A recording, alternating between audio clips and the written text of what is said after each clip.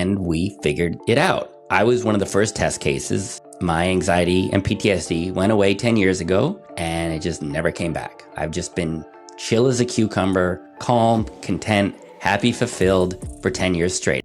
Welcome to Inspired by Success, the podcast where I deep dive into the mindset of successful entrepreneurs, CEOs, and thought leaders. Get ready to be inspired and gain valuable insights to unlock your true potential. Transform your financial future with this episode sponsored by KE Financial Services. Today's guest isn't your typical anxiety expert. He's an engineer turned pioneer in emotional wellness, creating the world's only permanent anxiety solution program. Fueled by his father's wisdom and decade-long battle with anxiety, he challenged mental health norms. His groundbreaking research revealed that anxiety is not just a mental problem, but also a problem of the body. With a 90% success rate, his 6-week program transforms lives. He's influenced over 3,000 people worldwide and shaped South Africa's mental health program, focusing on results over tradition. Beyond being an innovator, he's a former stand-up comedian and a surprisingly groovy dancer. Get ready for an interesting conversation with the anxiety solution pioneer himself, Daniel Packard. So welcome to the show, Daniel. I'm so pumped to have you on. Thank you so much, Linda. Thank you for having me, and to all your wonderful listeners out there, your entrepreneurs, your leaders, your innovators. You're about to hear something that you haven't heard before that's going to give you an understanding to just show up for the world, the people you care about, the people you want to influence at an even higher, more consistent level. Beautiful. But before we get to that, tell me a little bit about your story and how it shaped the man you are today. Wow. I just like hearing someone say man in a nice way, like the man you are today. That feels good. Thank you. Well, I love to talk about myself and my company and the work we're doing and the value we're bringing. However, I'm also aware that your listeners are very busy people and their time is valuable. And there's a lot of podcasts out there and a lot of people talking about anxiety. So because what we're doing and bringing to the world and the value we can bring to your audience is very different and not the way we approach mental health and happiness, I want to be really clear in what I'm about and the value it has to your community before I even dive into things, so they really understand this, because it's not the typical way of doing things. Is that okay? Yeah, that's fine. Love to hear it. Yeah. So what we do, and you'll understand why in a bit, but what we do that isn't being done, that needs to be done, and we're doing it, is that we engineered an actual permanent solution for anxiety and many types of fear.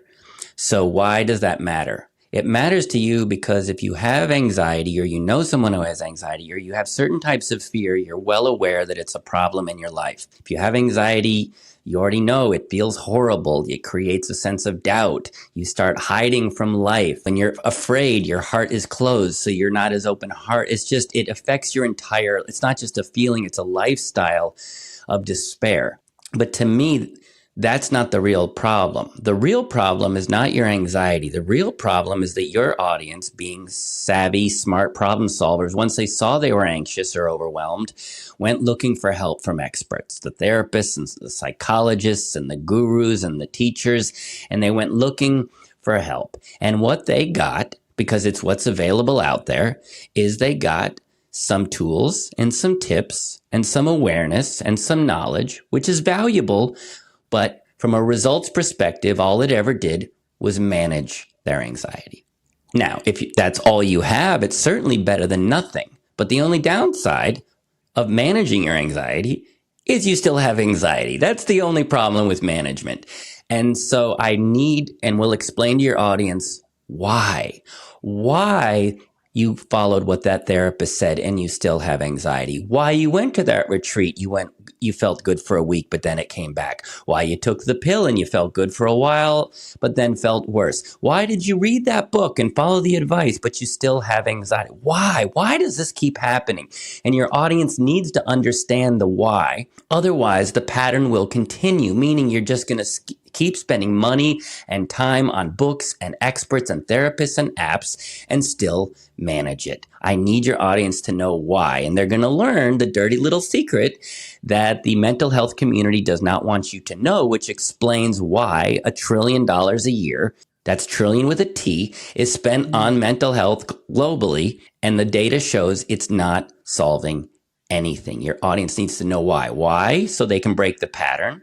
B, if you don't know why this keeps happening, you end up doing what I did, which is you end up blaming yourself. You think, well, I followed what the experts said and I still have this. I guess maybe I'm broken. Maybe there's something wrong with me. Maybe I'm doomed. Maybe I just need to accept this. No. But isn't it anxiety a feeling that it's going to come and go all the time? So because that's an emotion, and emotions keep coming and going at certain times. So sorry. Yeah, emotions keep coming and going, but anxiety is not just any emotion.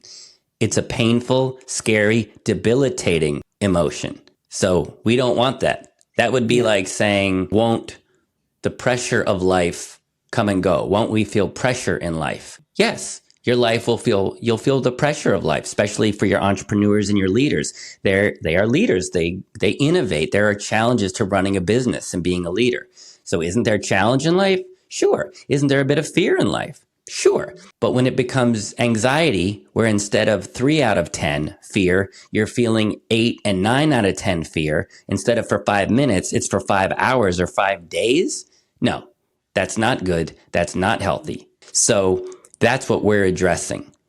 And the key is addressing the fact that people are spending all this money managing these things instead of just having it be gone. So I'm going to explain to your audience why nothing they have tried has gotten rid of it, and why and what they need to understand if they want to solve this permanently. So if you just are okay spending money on tips and tools and apps to manage your anxiety, if you're okay with that, there's plenty of people who will take your money. But if you want to understand how to solve it so that it's gone permanently, so you can just be more joyful and focused and energetic to be a better leader to yourself and the world, if that sounds good to you, that's what I want to share with you now. Sounds interesting. So how do we go about fixing this? Well, I'll explain to you the understanding.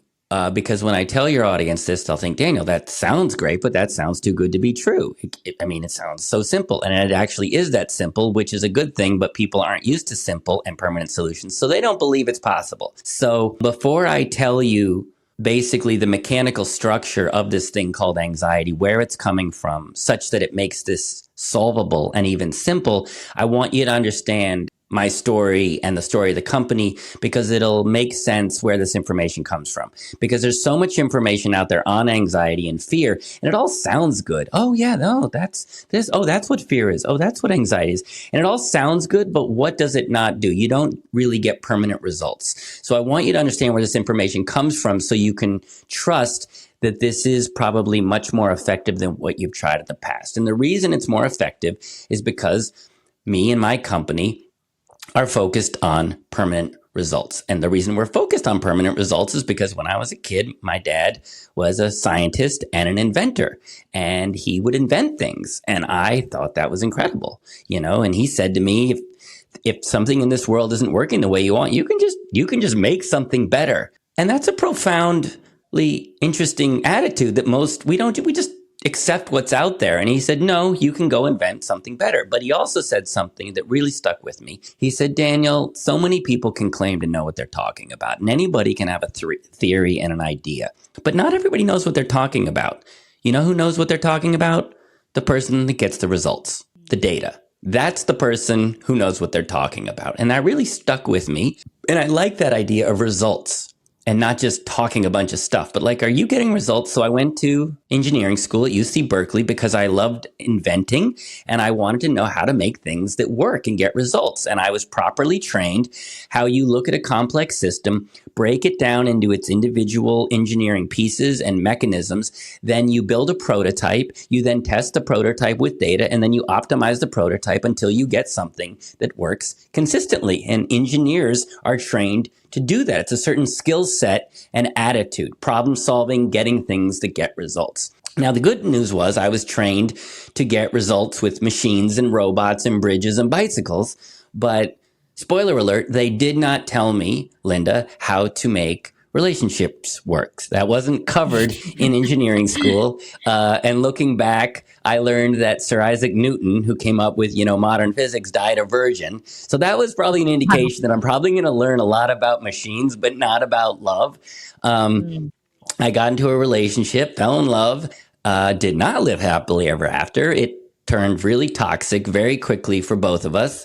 And I was too insecure and codependent to leave. And I stayed. I just stayed way too long. I know How nobody in long your was that? audience would ever make that mistake, but I did. I stayed way too long in this unhealthy situation. And when I came out of it 2 weeks later, I had what I later found out was anxiety and crippling complex PTSD. And just the smallest thing, and my whole system would go into terror. Like you had that from a bad relationship, a toxic relationship. Yes. Well, that's certainly what Wow. set it off. And it was horrible. And I didn't know what was going on. And then what made it worse is all the people in my life, my friends and family, didn't want to be around a person in pain. So they all just sort of walked away, leaving me feeling even more broken and alone. And then I went looking to the experts for help, and I went to psychologists and therapists and doctors and gurus and teachers. I read all the books. I tried all the techniques, and it was valuable, but it just managed it. And so it was still there. It was getting even worse, and I just didn't have a life. I couldn't leave the house, and nothing was working, and I felt trapped and hopeless. And what is this about? What's the point? Why go on? I don't have a life. And I had this moment of clarity where I remembered what my dad said, if something's not working, invent something. And I thought, I'm not a therapist, but maybe I could invent something for anxiety. I don't know, but whatever it is, it's going to get results, permanent results. And so to address my own pain, but also seeing a third of the planet struggles from some form of mental health and there's really no permanent solutions, I started my own engineering research company with the goal and mission to see, could we reverse engineer a permanent solution for this stuff? And the short answer is we did. It took 8 years. It was over $1 million in research and development. We work with 3,000 people on 5 continents, and we figured it out. I was one of the first test cases. My anxiety and PTSD went away 10 years ago, and it just never came back. I've just been chill as a cucumber, calm, content, happy, fulfilled for 10 years straight. I can feel stress. I can feel some hurt, but it's like 2 out of 10 for about 5 minutes, and then I'm back. It's my new permanent state. And when we saw that, we cracked the code, but then of course we wanted to help millions. So we said we have to systematize this. So we spent another several years figuring out why the program worked and how to turn it into an online program that anybody could access from anywhere in the world.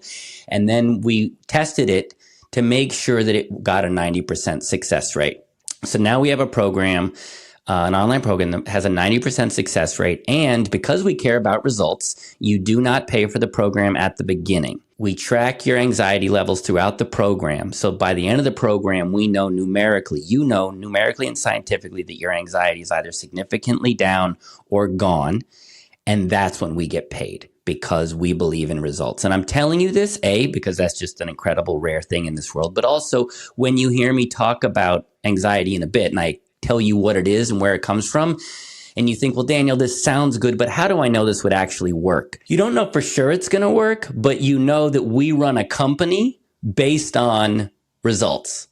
And the fact that we back up our results means we're probably getting results, which means what you're learning probably does get results. So I think it's important that you understand where this information that you're about to learn comes from so that you can trust it a bit more, because I'm sure your audience has heard a lot of people making big promises and under-delivering, and that's not where we're about. We are about a real permanent solution for people in pain. They're tired of managing it. They want to be happy, and they want to pay for results. Your audience is entrepreneurs and leaders and business people. They want results. And that's been hard to get for things like emotional and mental happiness. So if you're listening to this and you're someone who just wants this gone and wants results, keep listening. So what would a holistic approach to mental health involve, considering both body and mind? Like, what would that look like? I'm guessing, because there's a lot to it. So can you break it down a bit? Well, I can. And what you just said, there's a lot to it, is an understandable perspective, because when you've had anxiety and fear for a long time and gone looking for solutions, there's all of these theories about what it is.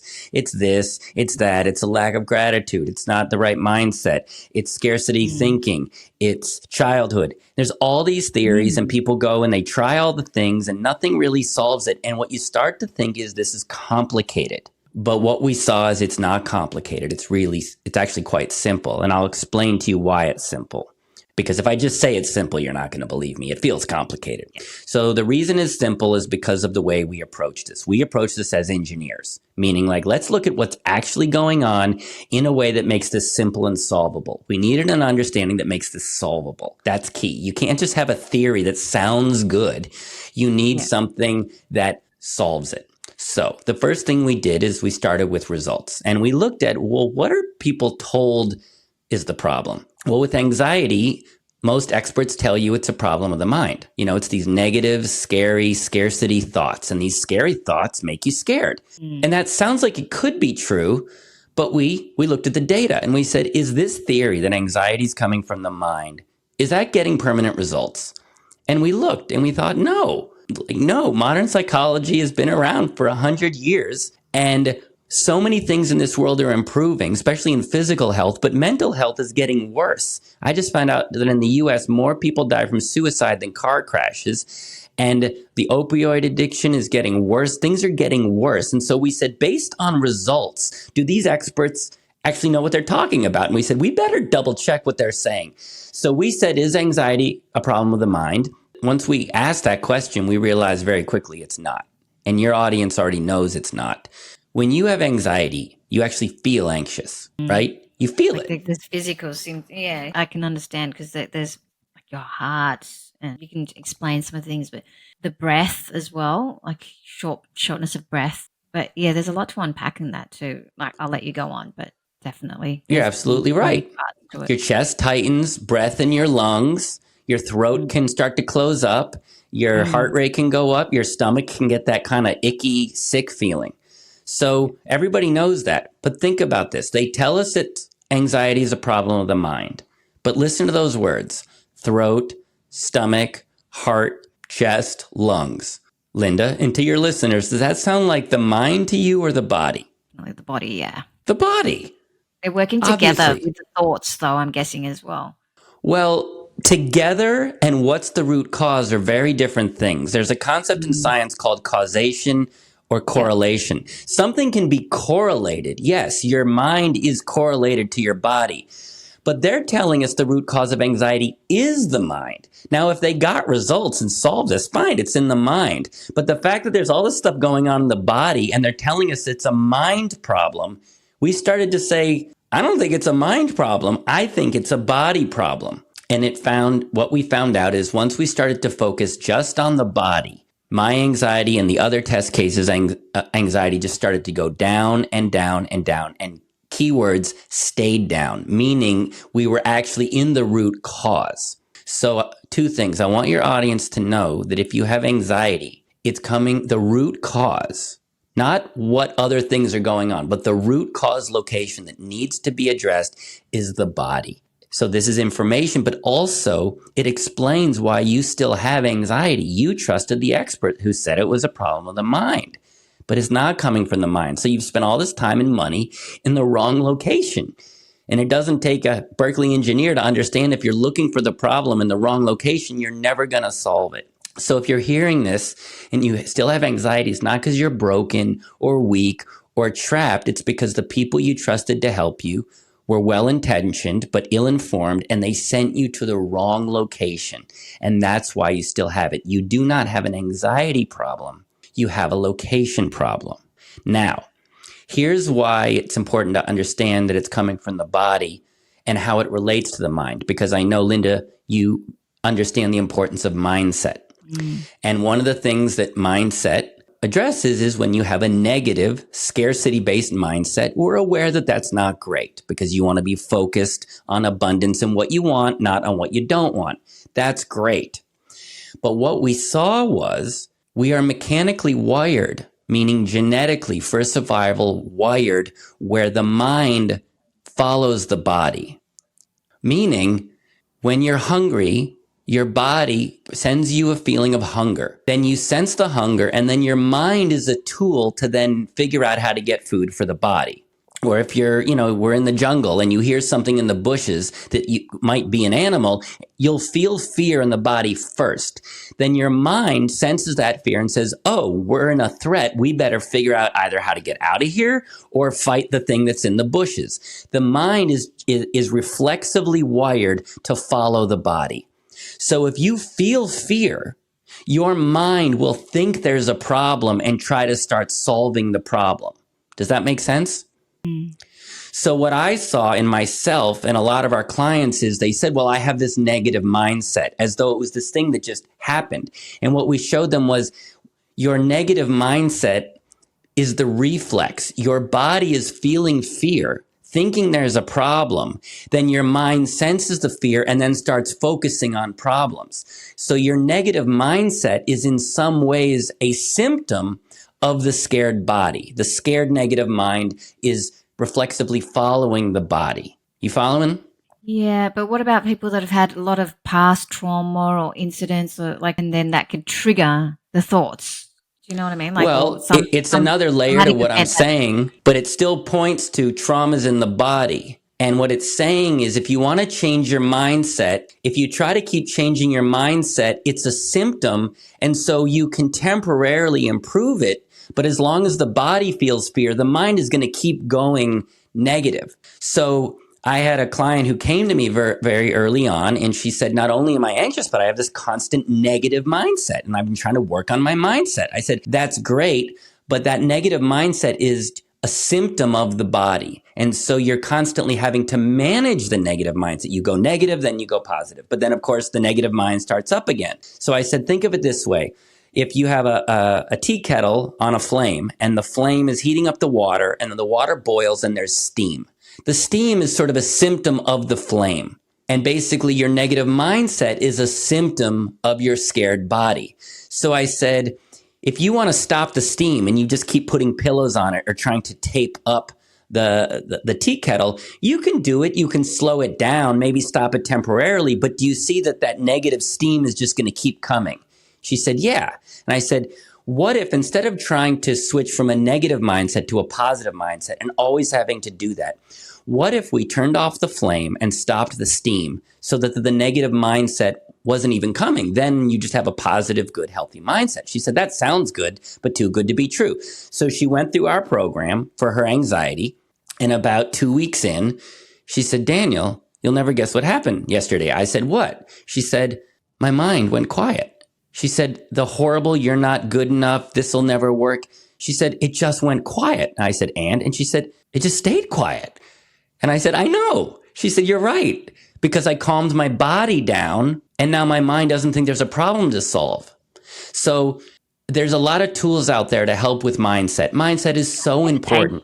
What about meditation? Do you apply some of that as well? Well, yes, except it goes back to what I'm saying. You can put tape and pillows over the steam and slow it down or stop it temporarily. But all your listeners know if they have a noisy negative mind, you can meditate or do things and it manages it. But is it gone permanently or does it come back, Linda? It comes back. So look, if you didn't know this, doing what your audience is doing, which is tools and techniques to switch your mindset, is a smart thing to do. It's better than nothing and just dwelling in negativity. But from a pure results efficiency perspective, if your negative mindset is primarily a symptom of your scared body, can you see it just makes more sense to calm down the body, and then the mind, which is a symptom of the body, would just go quiet. Can you see that's just a smarter way to do things? I haven't tried it, but sounds interesting. Do you do any rituals, physical rituals that will help that calm the body down? Does that program involve a lot of physical? What does it involve to help the body? On the one hand, it's a really good question because you're trying to get the solution, but your question has built into your question the fundamental problem, which is keeping people trapped, which is there something I can do or try that will fix this? And as I'll explain in a bit, there's no individual thing you can do that's going to fix this. There's a systems approach we discovered, which I'll tell you about. But your question, I'm highlighting it because it's the way most people approach. What's the thing I could do? What could I do here?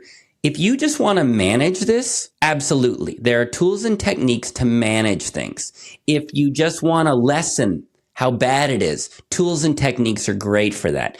But I am trying to stop this pattern of people spending all this money and time on tools and techniques to manage. Those are Band-Aids.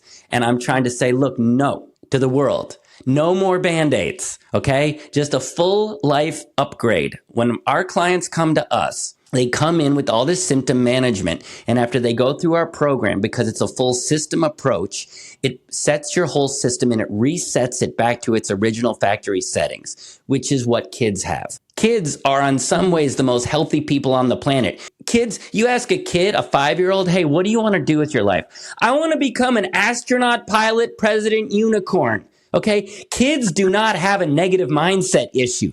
They are dreaming about things constantly. You do not have to send a 5-year-old to a Tony Robbins concert to realize the power from within. Kids are making sandcastles and forts, and they're incredible. They have tons of energy. When they say, I want to go to the park, they don't say, wow, I have a lot of self-doubt whether I'm good enough. So they are healthy. Yeah. And they don't have these symptoms. And what our program does is it resets your system back to that original child state. That's what I have. This energy that I have, it's not because I wake up in the morning and I do any motivation or tell myself I can't. I am in a natural, healthy kid state with tons of passion. This is not cocaine. This is my natural state. I don't have a negative. I used to have a horribly negative mindset. You're not good enough. You're unlovable. You're going to fit. Constant chatter, 24-hour negative Fox News in my head, raining terror down on me, constant. And I used to then use tools and techniques to shift my mindset, but it was temporary.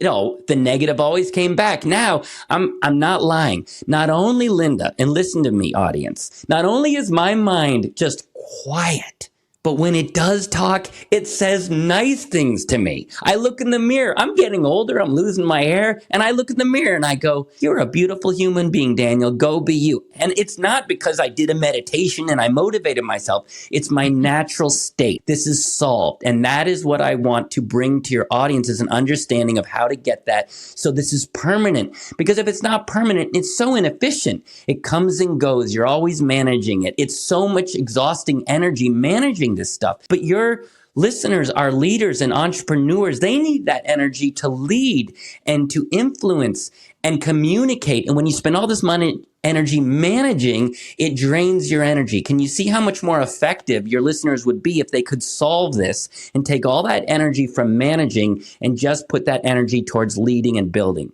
Beautiful. I like it, the fact that you talk about the 5-year-old, because I do have a 5-year-old who's full of energy. And when you talked about that, I was just visualizing her. But one thing that I do get worried about is that as I get older, with social media and all what's going on around the world, it does affect the anxiety for younger people, especially when they go to teenagers. And I could see that with my son too. What are your thoughts on that? And, the impact of anxiety on younger kids as they grow up? Well, again, it's a good question. And as a mother who has a child and sees their child struggling, and you see the world out there, it's good to be concerned. But again, I say this with love. Your question has a lot of misinformation embedded into your question, and you have no idea. And this is the problem. We've been given so much information on anxiety and fear for people who, I will say this, do not understand it. And the reason I say they don't understand is they haven't solved it. And as my dad said, results matter. Unless you're solving stuff and you have hard data, you don't understand it as well as you think. The experts and the therapists and the psychologists, they know a lot about management. They go to school, they get degrees, they learn things that are designed to manage, and then they pass it on to us and we pay them a bit of money. But it's all management and Band-Aids. And if you just want to manage something, you don't need to understand it that well. If you have a clogged heart and you're having heart attacks, okay? And someone says, well, stay away from exercise. That'll actually help a bit. You don't need to understand anything about a heart. Just don't go upstairs too much. So management doesn't take a lot of understanding. Those people are managing. They don't understand it. The problem is they're going around telling people that they know what they're doing. And then smart people like you hear them and they get confused. And because you're confused, you don't understand what's going on and you can't find a solution. I'm not insulting you. You're as smart as they come. Your audience is smart. They have so much misinformation that keeps them from a solution. And here's one of the biggest misunderstandings is we're told, well, look at the world. The reason people are getting more anxious is because of social media. Look at the world. That's why anxiety is on the rise, because look at the world. That's just completely wrong. Now, it feels like it's true because the world seems to be getting more challenging and people seem to be getting more anxious. So it looks like it. But if you peel back the layers and you understand what anxiety is, mechanically, you'll understand it has nothing to do with social media. Here's why. Social media, at the most, will challenge a person. Meaning you look out in the world, you see all these messages, and it will create some fear or some doubt in your body, in your system. And when you feel fear and doubt in your system, it will create stress. So if you go on social media and you see a whole bunch of stuff, or you see the economy, or you see politics, and it's not going well, it is completely healthy and normal to feel stress. It's called the stress response. When there's a challenge or an unknown or something you care about is threatened, it is completely healthy and normal to feel stress. Stress is like 3 out of 10, and you feel it and it's appropriate to what's going on. Meaning, let's say you're running late to catch an airplane and you don't know if you'll catch the airplane. It's natural to feel like 3 out of 10, 4 out of 10 stress, and you should feel it up until you get on the plane. Once you get on the plane, the stress should start to lower. That is stress. That is healthy. That is normal. But that, Linda, that's not what people are experiencing. They're not experiencing 3 out of 10 for 5 minutes or 10 minutes. They're experiencing 5, 6, 7, 8 out of 10 anxiety, not for 5 minutes, but for 5 hours or 5 weeks. People are feeling this feeling just sitting at home when they're trying to Netflix and chill. They feel terror or something small at the office. An email comes in. Instead of feeling stress at 2 out of 10, they're feeling anxiety at 5, 6, 7. That is not normal. That's not social media. That's not the challenges of life. That is anxiety. And anxiety is, as I will explain, your body is in a state of failure and it's fragile. And when something is fragile and you push on it, instead of just feeling the pressure of life, stress, you feel this extra spike. That spike is the anxiety, and that's your body's alarm systems going off telling you there is a serious problem. So what we want is, and I work with young people, I show them through our program how to make their body's system very strong, just like a child's. If you have a strong system, it's resilient. Can you understand that you could go on social media, see messages that you don't like, maybe feel some doubt and stress at maybe 3 out of 10 for maybe 5 minutes, but you wouldn't feel 8 out of 10 for 5 hours? Can you see that? Sounds very interesting because... So the point I want to make is the anxiety that you feel from these challenges of life, we're told it's the challenges that are making us anxious. Oh, I have social anxiety. I have workplace anxiety. I have speaking anxiety. I have all these types of anxieties, and what they're confusing you is telling you the reason you have anxiety is because this thing is going on. No, the thing going on puts pressure on your system. But if you have a strong system, you don't feel anxiety. You just feel pressure. So imagine that you don't take care of your teeth, and now your teeth are infected and your teeth are very fragile. Okay? If you bite into a carrot when you need a root canal and you feel pain, do you stop and go, oh my God, I have carrot pain anxiety disorder? Do you blame the carrot? Of course not. Why not?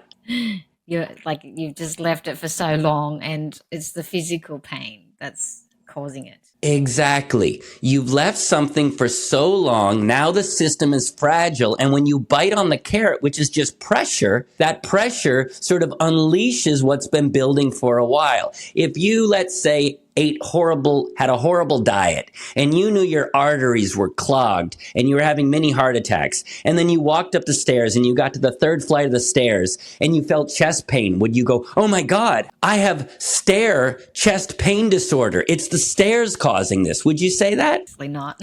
Why not? Because you've done it to yourself, leaving it that long. Yes. Body's become out of check. But the reason you know that is because you understand that these systems in the body can become fragile and they become activated by pressure. But this isn't taught for our emotional health. They tell us, oh, look, it's the outside thing. It's the carrot. It's the stairs. No, that's just pressure. There's a reason that the pressure turns to pain. And that is what our program solves. We bring your whole system back to health, just like you can bring your teeth back to health and your heart back to health. Now you can go out, you can eat carrots, you can eat hard candy, you can exercise, and you don't feel that pain. And then that's a permanent solution, and then you are free. Can you see the difference in our approach? Yeah, that sounds intriguing. Yeah, fascinating, like a journey that I'm learning. Do you have any mentors that have helped you through this process? People that have made a huge impact in your life on this journey of yours, besides your father as well? Well, part of me wants to say yes, but no. And I did along the way. There was one teacher who gave me an insight into where all this fragility in the body was coming from. He was a spiritual teacher that's known. His name is Matt Kahn. And when I had the PTSD and we were trying to figure this out from an engineering perspective, he explained to me sort of where all this fear is coming from in my system. And it wasn't the past, and it wasn't social media, and it wasn't the economy. He showed me very clearly mechanically where it was coming from. And that became the basis for our program. That was a huge insight. But honestly, when we set out to do this, there was nobody doing this, man. We were on our own. We were outsiders. Everyone else was managing stuff. And honestly, it was a bit of courage in trying. Now, the one thing that did inspire me, not a mentor, and what told us this was even possible to solve something complicated in a simple way was when I was younger, my mom told me the story of this nurse called Florence Nightingale. And she was a British nurse in the 1850s. And she noticed that during the Crimean War, more men were dying in recovery than in battle. And she noticed this and saw this as a problem. And she went to the experts. She went to the doctors and the generals and said, hey, this is a serious problem. Can we solve this? And the doctors basically said, no, this is just a part of war. Just try to manage it. But she wasn't okay with that. And so she started to pay attention, and she wasn't an expert. She was just there with the men paying attention, and she started to track data and results. And what she saw that the experts were missing, because she was looking for a solution, was that the issue was hygiene in the recovery area. They weren't changing bandages. They weren't having proper ventilation, and the men were over by the toilets. And she figured out, wait a minute, if we took care of the conditions, that maybe that would affect infection. And she was right. And when they started to clean the bandages, open up the windows, make the areas more sanitary, the death rate dropped by 99%. Why? Because she saw something simple based in basic health that the experts missed. And that story is what motivated our team. I said, maybe there's something simple based in basic health that everybody's missing and we're going to find. And we found it. And that's what the program is based in. What we discovered was that there's a system in the body that regulates feelings like anxiety. Basically, anxiety, if you take out the word anxiety, just swap it in for the word extra nervous. You know, you could just say feeling anxious is extra nervous. And we saw very clearly, because we're engineers and we're looking for simple solutions, we said, what system in the body is making everybody extra nervous? But it was obvious, and you know it when I ask you. So to Linda and your audience, which system in the body do you think is most likely responsible if you're feeling extra nervous? The endocrine system, the capillary system, or the nervous system? The nervous system. Yeah, it's pretty effing obvious. Yeah. Now, you may hear this and go, oh, that makes sense, Daniel. Yeah, but that's not what's taught.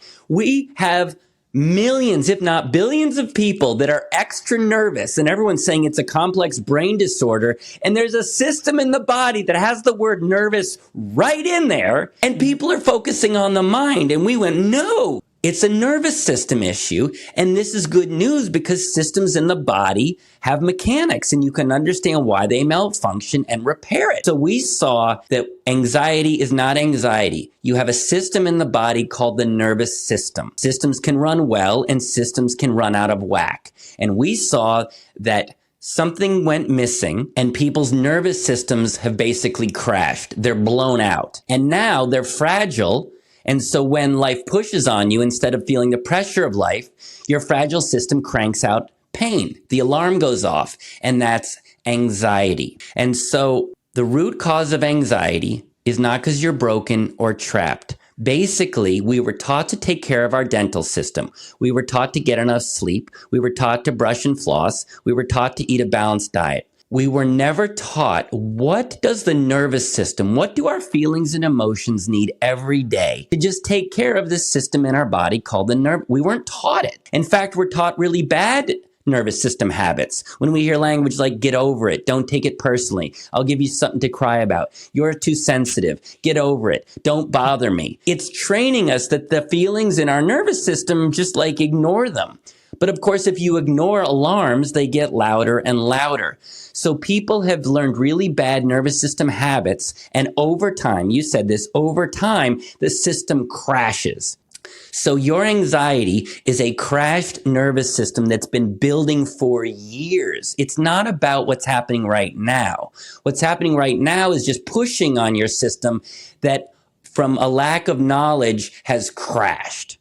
What our system does is it repairs. It brings your system back to health. And this is very important that your listeners understand this. Your anxiety is a crashed nervous system. And it's important that you understand that it's crashed because it will explain why everything you've tried hasn't worked. Because once a system becomes crashed, you can't just do anything. For instance, can you understand that if you need a root canal, you haven't brushed and flossed for 20 years and you need a root canal, can you understand that brushing and flossing won't solve a root canal? The nerves. Well, you have to go to the root cause, but also it's too late for brushing and flossing. Brushing and flossing is good for maintenance. Or if you notice that if you don't eat hard food, your teeth don't hurt as much. Can you understand that just avoiding carrots is not going to solve your root canal? Yeah, they have to remove the nerves. They have to repair the failed system. So can you see why the meditation apps, can you see why the retreats, while helpful and give you information, were never going to repair your nervous system? Can you see that? Yeah, you're not getting the root cause. Well, you have to go to the root cause and repair it. That's key. And repair is very different than maintenance. So if you've tried apps, if you've gone to therapy to get understanding, if you've got tips and tools to manage it, it's helpful, but it's management because you have a failed system that needs to be repaired. So if you're listening to this, you're not broken, you're not trapped, you're not damaged, you're not weak. Just nobody understood the severity of your situation and they were giving you Band-Aids instead of repairing. So what our program does is through a set of very tested and optimized steps in the sequence in just the right order, it's doing three things. The first is it's repairing your nervous system. It's like if you go to the dentist and they clean out the root, the infected root, they pack in healthy porcelain and they basically repair it. They get you out of the damage zone. So phase one is to repair it. Phase two is that you then retrain your nervous system. You need to kind of rebalance and re-regulate it and get it back into a natural balance. So that's phase two. And then phase three is maintenance. Once your system is healthy, then you can do the maintenance. Then you can do the simple stuff. Then you can just brush and floss. So in our program, you repair, you retrain, and then you maintain. Once you maintain it, it takes about 3 minutes a day. And it's basically you brush and floss your nervous system and your feelings and emotions, and you maintain the results. So that is what we need. And I know this because that's what we did on myself. And that's what gives people their lives back. We had a client named Andy. He was a small business owner.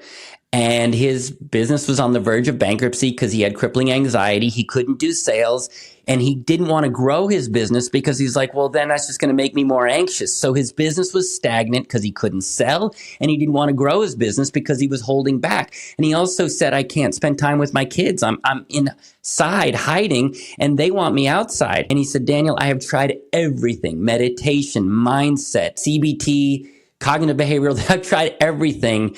He said, but I talked to somebody who you helped and you helped them. Maybe this will work. And if I only pay at the end when I get results, let's give it a try. And 2 weeks in, he sent me a message and he said, Daniel, I just want to thank you. And I said, oh, your anxiety's gone already? He said, no, it's down about 30%. But more importantly, you're right. This is simple. It was a nervous system issue. You're showing me how to repair it. And it's given me hope. I don't feel trapped here. I already feel happier because I know I don't have to live here forever. He said, my kids now have their dad back. My wife now has her husband back. And my business now has their leader back. So this information isn't just that it can help you.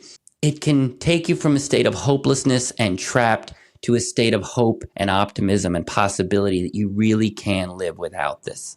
Yeah, that's very inspiring. And wow, it's for those who have anxiety issues, it's definitely worthwhile checking it out. And for those that want to find you and follow you, where can they go? Well, thank you for asking, but I'm about solutions. And following me ain't going to get you a solution. This is what's going to get a solution is to understand that you have a failed nervous system that needs a repair. And as far as we know, we're the only people in the world that spend 8 years figuring out how to quickly repair a nervous system. If you go to danielpackard.com, we have a whole suite of free resources. First, you're going to find out the 29 types of care you need to be giving your nervous system. Then there's also a nervous system questionnaire that you can take. And it's going to give you a numerical ranking of how good you're doing at taking care of yourself. And then third is we have a deep dive 90-minute training with me and apply the tools yourself so you can really trust that this will work for you. All of that's available at danielpackard.com. Nice. I hope that the audience found that helpful because it's very eye-opening and insightful for me to learning all this as well. So I appreciate your time and I wish you well on your journey and hopefully we can impact other people and help them cure their anxieties as well. Thank you. I hope so too, Linda. Thank you so much for having me, and thank you to your listeners for giving me all their time.